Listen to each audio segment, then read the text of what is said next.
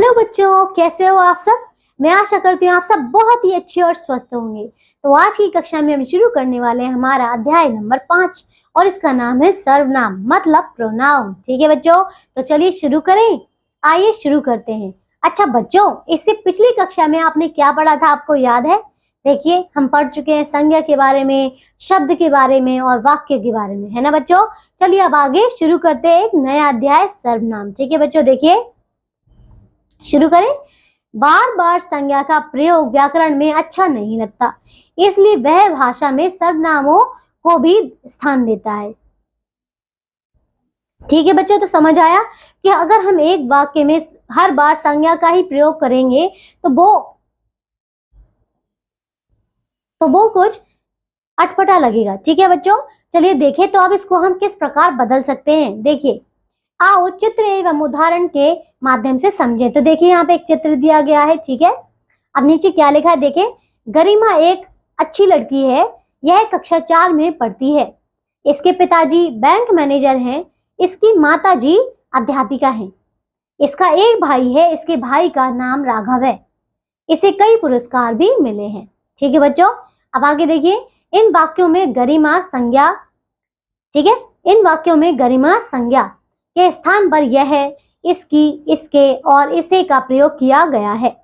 संज्ञा के स्थान पर प्रयुक्त होने वाले इस प्रकार के शब्दों को सर्वनाम कहा जाता है। तो बच्चों समझ आया कि आप जब भी संज्ञा के स्थान पर कुछ अन्य शब्दों का प्रयोग करेंगे तो वो जो शब्द हैं वही आपके सर्वनाम हैं। ठीक है बच्चों, देखिए अब सर्वनाम, ठीक है, प्रोनाउन, जिन शब्दों का प्रयोग संज्ञा के स्थान पर किया जाता है वे सर्वनाम कहलाते हैं। जैसे कि देखिए कुछ अन्य उदाहरण देखिए, जैसे कि मैं कल दिल्ली जाऊंगा, क्या आप मेरे साथ चलेंगे, वह एक पुराना घर है। तो इन वाक्यों में रंगीन छपे शब्द सर्वनाम हैं। ठीक है बच्चों, देखिए अब आते हैं सर्वनाम के भेद मतलब टाइप्स ऑफ प्रोनाउन। तो देखिए इसमें वे क्या है, अन्य व्यक्ति को दर्शाता है। ठीक है बच्चों, आगे देखिए पुरुषवाचक सर्वनाम के भेद देखिए। तो पुरुषवाचक सर्वनाम के 3 भेद है। ठीक है, कौन कौन से? उत्तम पुरुष, मध्यम पुरुष और अन्य पुरुष। तो क देखिए क्या है, उत्तम पुरुष, बोलने वाला या लिखने वाला अपने लिए जिन सर्वनाम शब्दों का प्रयोग करता है वे उत्तम पुरुष कहलाते हैं। जैसे कि देखिए मैं, हम आदि। ख देखिए मध्यम पुरुष, सुनने वाले या पढ़ने वाले के लिए सर्वनाम शब्दों का प्रयोग किया जाता है, वे मध्यम पुरुष कहलाते हैं। जैसे कि तू, तुम आदि। तीसरा देखिए अन्य पुरुष, तो ये अन्य व्यक्तियों के लिए प्रयुक्त होने वाले शब्दों को अन्य पुरुष कहते हैं। जैसे कि वह, वे आदि। ठीक है बच्चों, आइए अब आगे देखें। दूसरा प्रकार ये है निश्चयवाचक सर्वनाम। ठीक है, एक मिनट।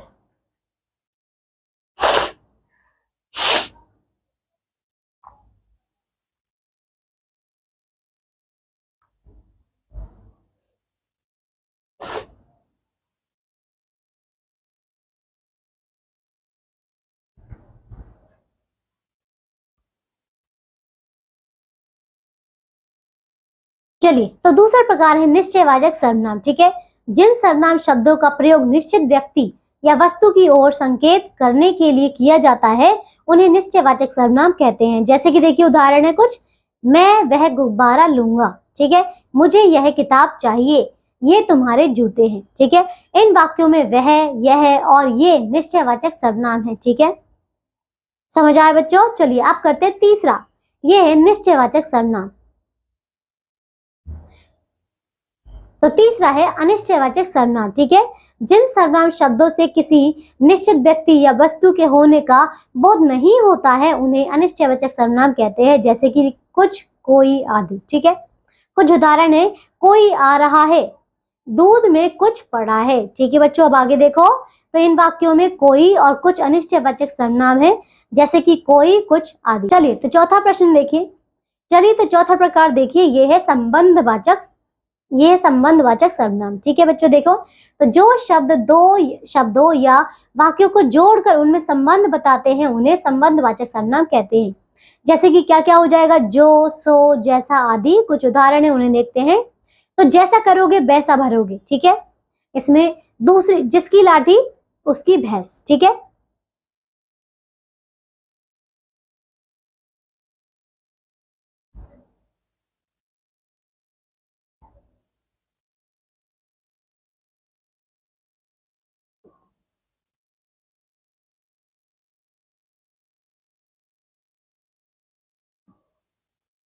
इन वाक्यों में आए, जैसा, वैसा, जिसकी, उसकी शब्द संबंधवाचक सर्वनाम है। ठीक है बच्चों, अब आगे देखते हैं।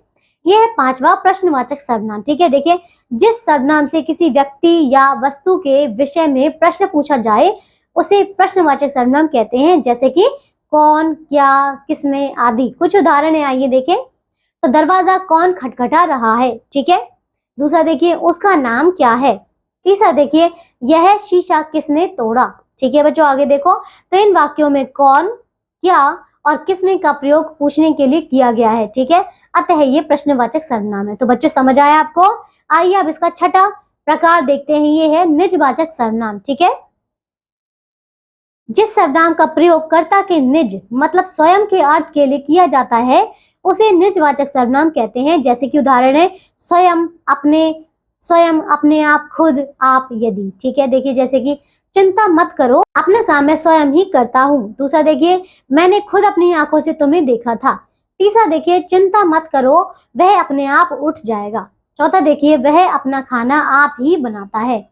पांचवा देखिए, अब चलिए अब आगे देखिए, वचन के अनुसार सर्वनाम के रूप में भी परिवर्तन होता है। आइए कैसे। तो देखिए, संज्ञा की तरह सर्वनाम के भी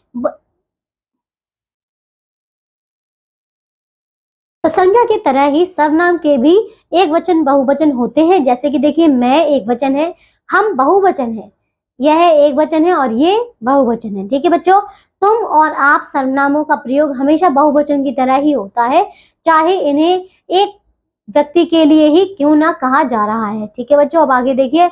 उदाहरण के लिए देखिए, जैसे कि तुम परीक्षा में अव्वल आई हो, तुम परीक्षा में अव्वल तुम परीक्षा में अव्वल आई हो। ठीक है बच्चों, दूसरा देखिए, आप कहीं जा रहे थे। तो आइए बच्चों दोहराते हैं जो भी हमने इस पार्ट में पढ़ा है। ठीक है बच्चों, देखिए, पहला है जो शब्द संज्ञा शब्दों के स्थान पर प्रयोग किए जाते हैं वे सर्वनाम कहलाते हैं। दूसरा देखिए, सर्वनाम के 6 भेद हैं। ठीक है, पहला कौन सा है, पुरुषवाचक सर्वनाम। दूसरा है निश्चयवाचक सर्वनाम। तीसरा है अनिश्चयवाचक सर्वनाम। चौथा है प्रश्नवाचक सर्वनाम। पांचवा संबंधवाचक सर्वनाम और छठा है निजवाचक सर्वनाम। ठीक है बच्चों, अब आइए आगे देखें। सर्वनाम शब्दों के भी एक वचन एवं बहुवचन होते हैं।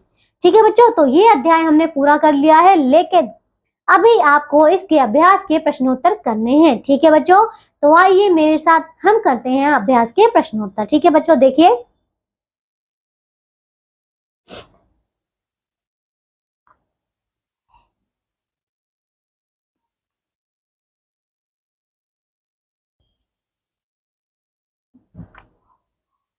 चलिए बच्चों, तो पहला है मौखिक प्रश्न मतलब ओरल क्वेश्चन। ठीक है बच्चों, देखिए, निम्नलिखित प्रश्नों के उत्तर दीजिए।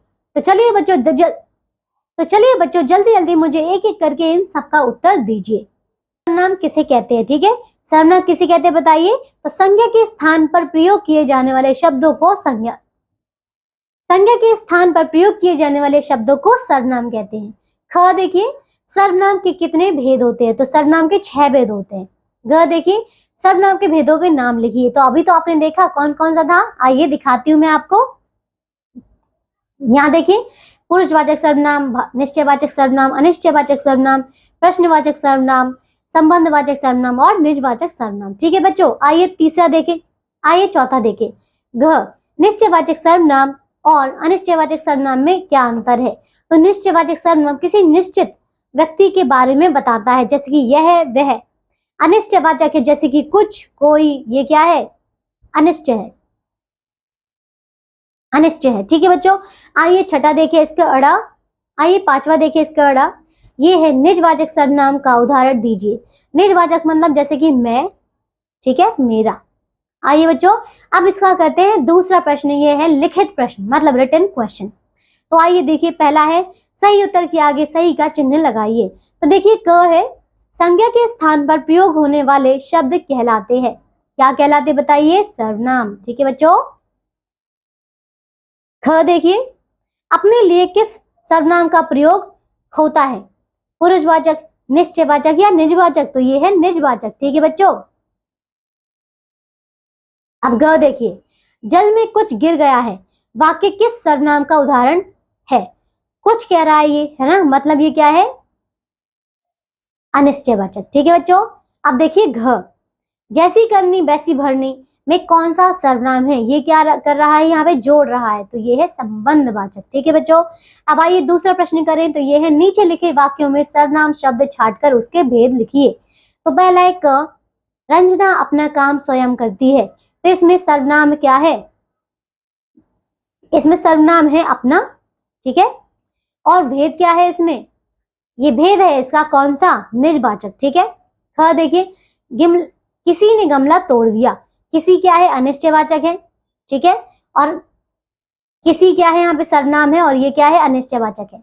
ग देखिए, आज मैच कौन जीता, तो इसमें जो कौन है ये क्या है? कौन क्या है बताइए? प्रश्नवाचक है। ठीक है, और ये संज्ञा है, ये सर्वनाम है। ठीक है, घ देखिए, मैं किताब पढ़ चुका हूं, तो मैं क्या है इसमें? ये सर्वनाम है और ये निजवाचक है। अड़ा देखिए, जैसा बोओगे वैसा काटोगे, तो ये क्या है इसमें? जैसा और वैसा।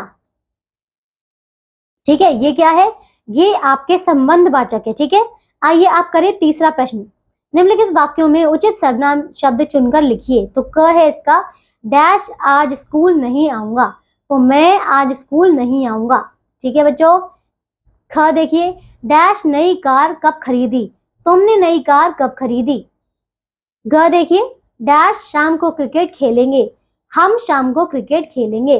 घ देखिए, रेशमा डैश की प्रशंसा करती रहती है, डैश रेशमा खुद की प्रशंसा करती रहती है। अड़ा देखिए, डैश दिल्ली से लौटकर कब आओगे, आप दिल्ली से लौटकर कब आओगे। ठीक है, चलिए बच्चों आप करें इसका चौथा प्रश्न। निम्नलिखित कथनों के सामने सत्य अथवा असत्य लिखो। तो क देखिए, तू मध्यम पुरुषवाचक सर्वनाम है, तू क्या है? यस, ये मध्यम वाचक है, तो इसमें लिखेंगे आप सही, ये सत्य है। ख देखिए, कुछ निश्चयवाचक सर्वनाम है, क्या ये निश्चयवाचक है? गलत, ये निश्चयवाचक नहीं है, तो ये आएगा असत्य। ग देखिए, कौन निजवाचक सर्वनाम है? गलत। ठीक है, घ देखिए, कोई अनिश्चयवाचक सर्वनाम है, ये बिल्कुल सही है। और अड़ा देखिए, जिसने संबंधवाचक सर्वनाम है, तो ये गलत है। ठीक है बच्चों, चलिए तो ये अध्याय हमारा पूरा होता है।